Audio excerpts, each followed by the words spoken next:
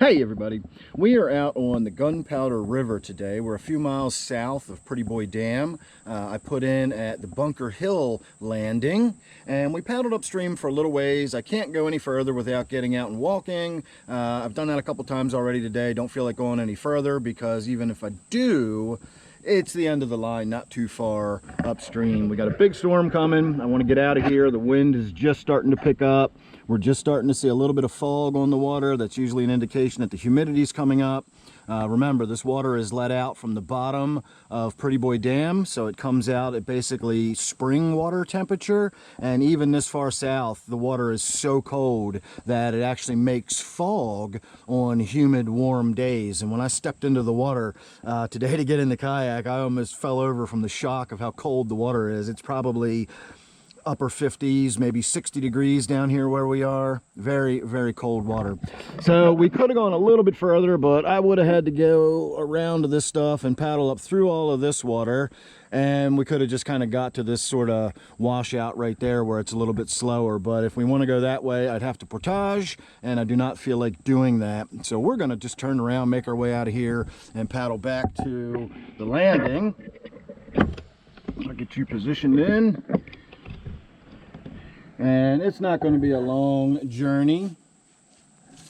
And I don't know if I'm going to be able to turn around in this spot or if we're going to have to do back one out of here. We're probably going to have to back one out of here.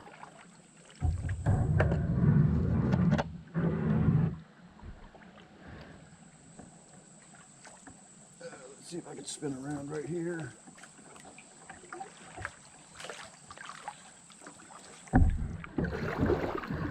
I can.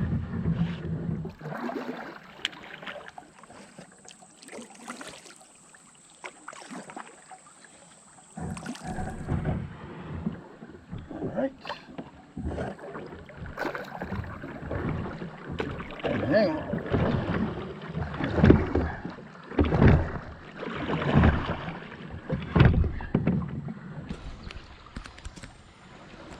All right, you still got a good view. Got in there with no problem at all. I don't know how I got so stuck coming out.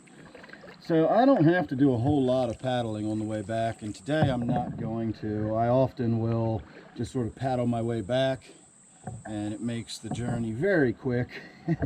And so today I think we're just going to float on down the water. We'll get there still within just a few minutes. And I'm just going to paddle enough to maintain control of my kayak. You can see a few little wisps of fog here and there. There's a little bit of fog up ahead of us. There's some days where sitting on the water surface like this, the fog is maybe 5 or 6 feet, maybe 10 feet deep. And you just can't even see through it. You're just sort of in a sea of dark, whiteness, no light getting in.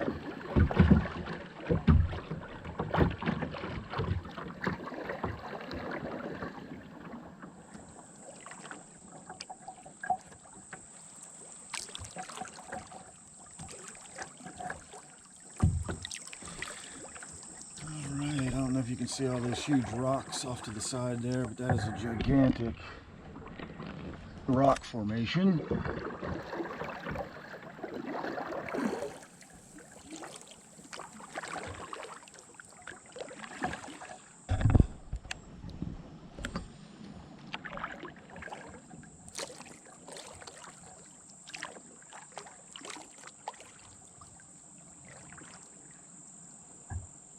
Cattails have all of their cattails on them. They'll be opening up and getting fluffy pretty soon.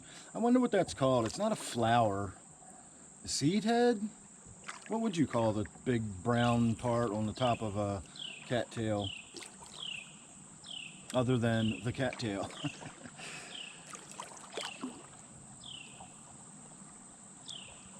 There's a little squirrel sitting on the picnic bench over there. That was adorable. Alright, we might bump our bottoms coming through here in a couple of spots, but we'll try to avoid that. I found that just staying to the left and going underneath of the tree down through here actually works better than staying in the current.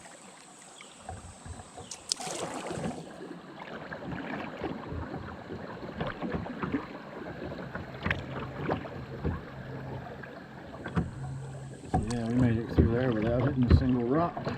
Nice.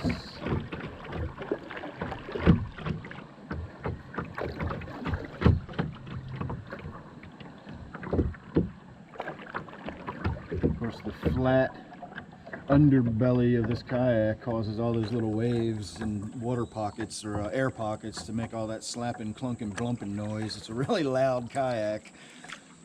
It sounds like I'm banging into all kind of stuff, but that's just air bubbles slapping around underneath of me. My other kayak, the kayak I use out on the reservoir, my Pungo, that drifts along absolutely silently. It slides through the water like a knife through butter. This thing just sort of bounces along on top of it, which is what I wanted it for. That's why I got it, so I could come out into conditions like this, and it would do just fine. My Pungo is not so good at paddling in rivers.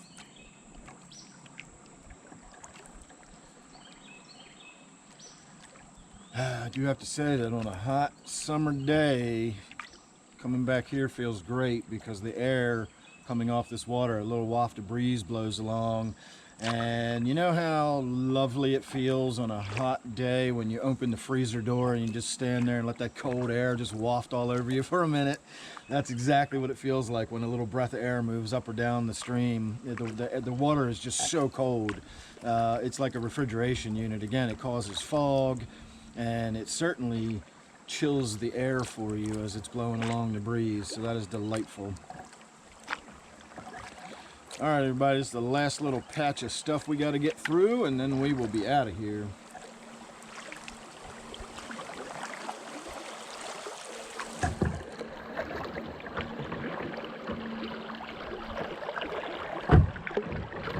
And that was about it.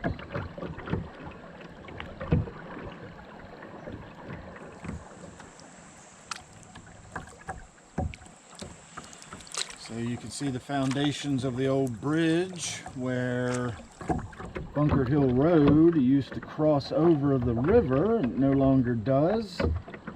And that's why this is the Bunker Hill Landing. We will be getting out on the left side here, just on the downstream side of this little flurry of water.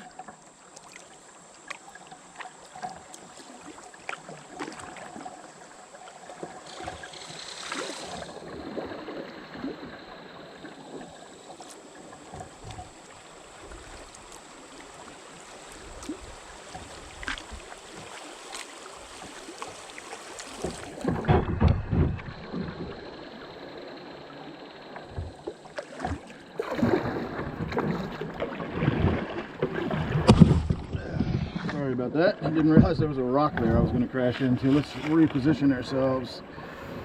There we go. And we are done. All right, everybody. Thanks for watching. Make sure you're subscribed, and I'll see you real soon on the next one.